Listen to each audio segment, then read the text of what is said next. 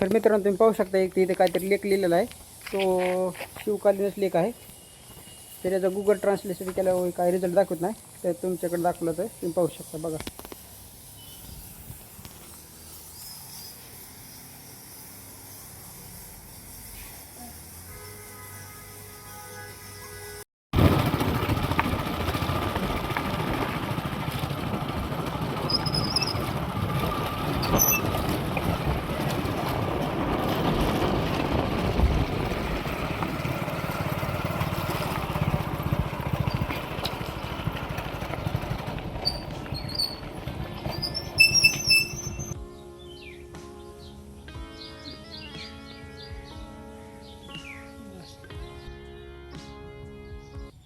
नमस्कार मित्रांनो, स्वागत आहे तुमचं माझ्या यूट्यूब चॅनलमध्ये. तर तुम्ही बाहेरून व्ह्यू बघितला असेल किल्ल्याचं तटबंदी कशी ती. तर सध्या आम्ही आलो खर्ड्याचा किल्ला म्हणजे शिवपट्टण किल्ला. इथे 1795 साली म्हणजे मुघल आणि ते मुघलच आलं मराठा आणि निजाम यांच्या शेवटी लढाई झालेली. तर ते किल्ला तुम्हाला दाखवण्यासाठी चला तर आतमध्ये जाऊ आपण.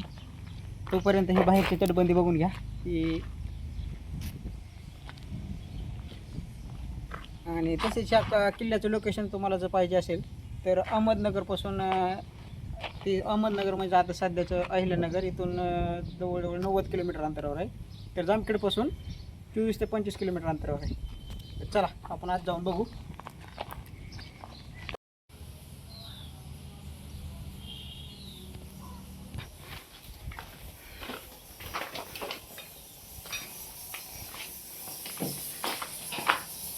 आपण आलो किल्ल्याच्या आतमध्ये. तर किल्ल्याचं संवर्धनाचं काम चालू आहे, ते तुम्ही बघू शकता. तिकडं ही जुन्या पद्धतीने काम चालू आहे. ही चुन्याची ही आणि ही मेन प्रवेशद्वार आहे. तर किल्ल्याचं आपण आज बघू का.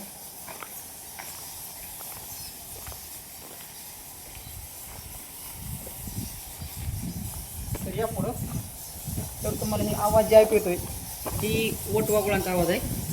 तरी असंख्य असे वटवाघुळे इथे आहेत. तुम्हाला दिसतेच नाही दिसते तुम्हाला काय पाहू शकता बघा किती इथे. आणि इकडेची काही तोफांची औषध तुम्हाला दिसतील. तोफांचे औषध आहेत, काही जुन्या शिलालेख आहेत दगडावर कोरलेले. आणि इथे तोफगोळ्याचे बघा काही गोळे तुम्हाला सापडतील. ती उत्खनन चालू असताना ते सापडलेले आहेत. ते पाहू शकता तुम्ही. तर चला आपण मेन म्हणजे किल्ल्याचा एंट्री करू.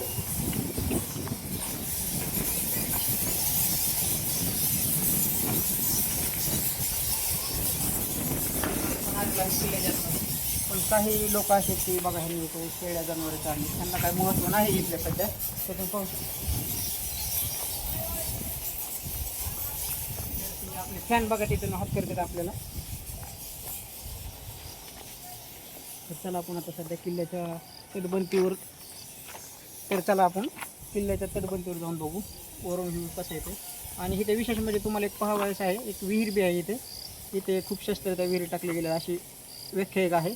तर तुम्हाला ती विहीर बी दाखवणार आहे मी. तर तोपर्यंत आपण वर जाऊन बघू. तर मित्रांनो पाहू शकता इथे तुम्ही ही काय ती धान्याची कोठार वगैरे असू शकतात ते तुम्ही बघू शकता. धान्याची कोठार किती मोठ्या प्रमाणात म्हणजे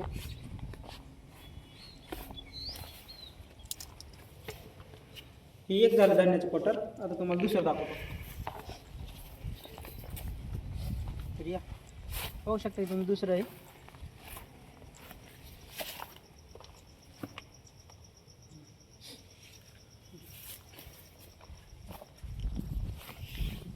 तर चला आपण विहिरीकडे जाऊ. तुम्हाला मागा म्हणल्याप्रमाणे आता विहिरीकडे जाऊ आपण.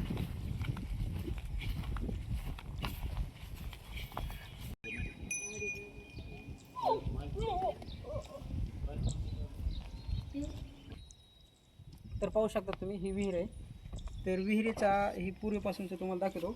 इकडून एंट्रीच आहे विहिरीची. त्याच्यामुळे आहे मग दाखवतो मी.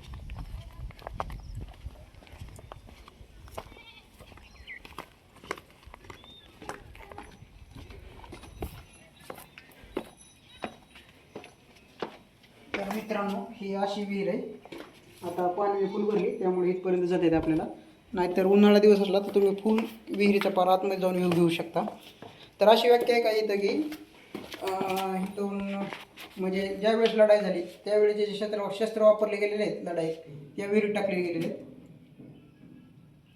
वरून विहिरीचा व्ह्यू दाखवून चला.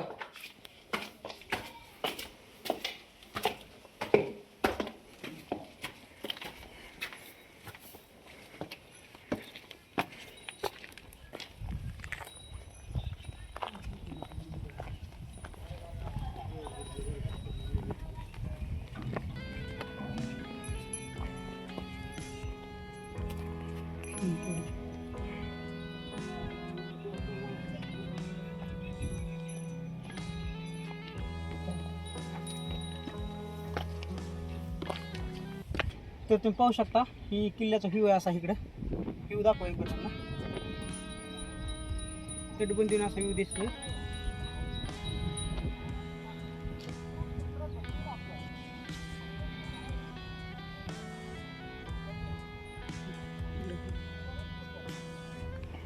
आणि जे तुम्हाला मग मी तोप गोळे दाखवले ती हो का इथं हे जे शेळ्या बसलेल्या आहेत ना हे इथं उत्खनन झालं त्यावेळेस इथं सापडलेले आहेत.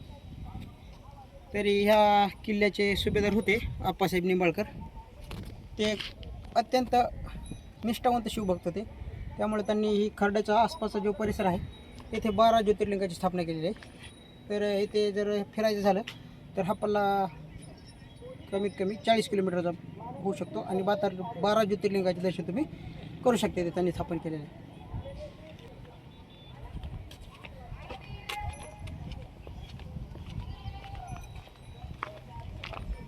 तर तटबंदीमध्ये हे जे तुम्हाला खोपा दिसते खोप्यासारखं दिसते ते पहारी करण्यासाठी किल्ल्याची पाहणी करण्यासाठी केलं आहे.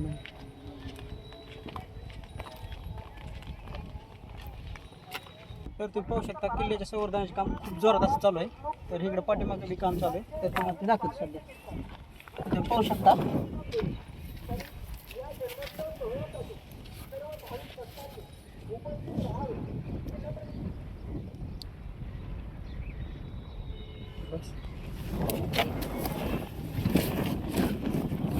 चला तुम्हाला दाखवतो आता सध्या. म्हणजे हे जे मिक्सर केलेलं आहे या 2 दगडाच्या मध्ये तर ते मिक्सर चुना गूळ उडदाची डाळ वगैरे असं टाकून आहे ती सध्या इथं बनवायचं तुम्हाला दाखवतो. ही बनवायची प्रक्रिया चालू आहे ती. तर पाहू शकता ती यंत्र तुम्ही.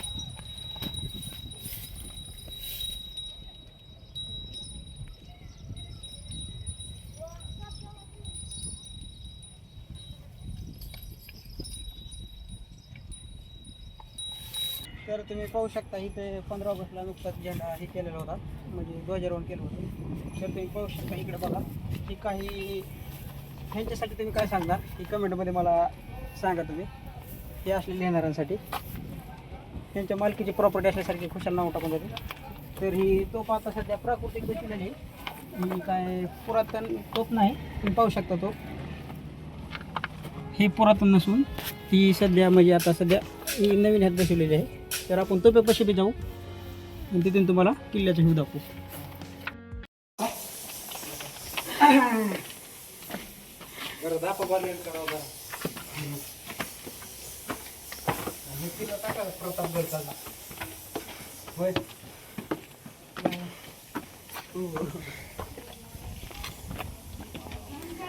तर पाहू शकता तुम्ही इकडे बघा.